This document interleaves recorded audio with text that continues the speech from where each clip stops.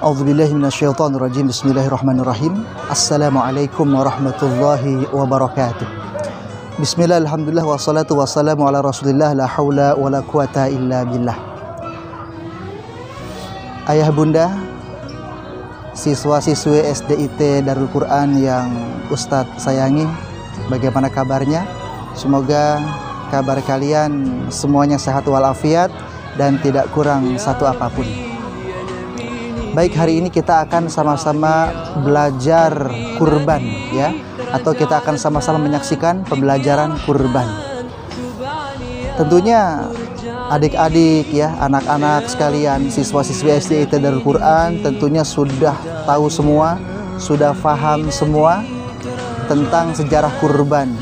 Bagaimana cerita Nabi Ismail, Nabi Ibrahim, dan Siti Hajar. Namun pada kali ini Ustadz akan sampaikan hikmah kurban ya. Hikmah kurban paling tidak ada dua. Yang pertama, dengan disembelihnya hewan kurban berarti kita menyembelih sifat-sifat hewaniah kita ya. Jadi begitu ya adik-adik ya. Dengan disembelihnya hewan kurban berarti kita menyembelih sifat-sifat hewaniah kita. Apa tuh sifat-sifat hewaniah? Ya, tidak tahu aturan ya, seradak seruduk kalau dalam bahasa Betawi, atau emosian, mudah marah dan lain sebagainya. Kemudian yang kedua yang bisa kita ambil pelajaran dari peristiwa kurban adalah mari kita belajar dari kisah Nabi Ibrahim alaihissalam, Nabi Ismail alaihissalam, dan Bunda Hajar ya. Kalau kita seorang ayah, mari kita belajar dari Nabi Ibrahim alaihissalam bagaimana Nabi Ibrahim alaihissalam berhasil menanamkan nilai-nilai tauhid dalam keluarga. Bagaimana Nabi Ibrahim alaihissalam mampu melahirkan atau melahirkan generasi yang saleh, yaitu generasi Nabi Ismail alaihissalam. Dan juga Nabi Ibrahim mampu memimpin keluarga, menjadikan istrinya yaitu Siti Hajar menjadi pribadi yang beriman dan bertakwa kepada Allah Subhanahu wa taala. Kalaulah kita sebagai ibu rumah tangga, ibu yang melahirkan anak-anak, mari kita belajar dari Siti Hajar. Bagaimana Siti Hajar mampu memiliki keyakinan, bagaimana Siti Hajar memiliki keyakinan yang kuat bahwa di balik perintah Allah Subhanahu wa taala tentu ada keselamatan. Allah tidak mungkin menyia-nyiakan Siti Hajar di padang pasir yang tandus kalau ada rahasia di sana.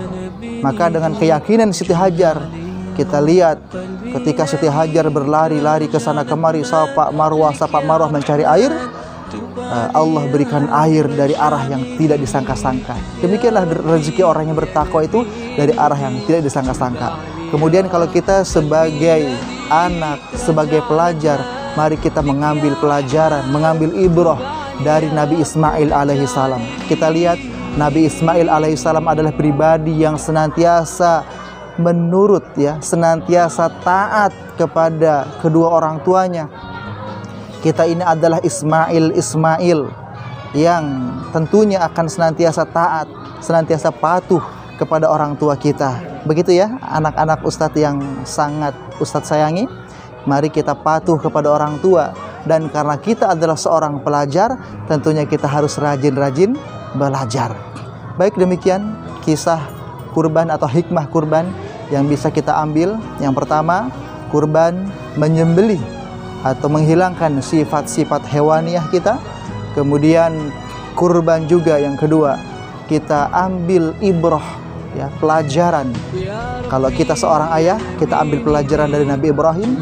Kalau kita seorang ibu, ambil pelajaran dari Siti Hajar. Dan kalau kita selaku seorang anak, ambil pelajaran dari Ismail alaihissalam.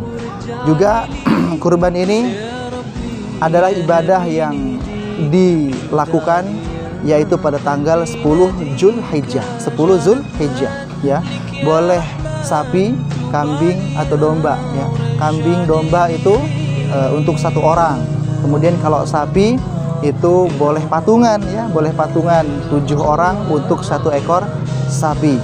Disembelih pada tanggal 10 atau boleh juga pada hari-hari tasyrik. Apa itu hari-hari tasyrik?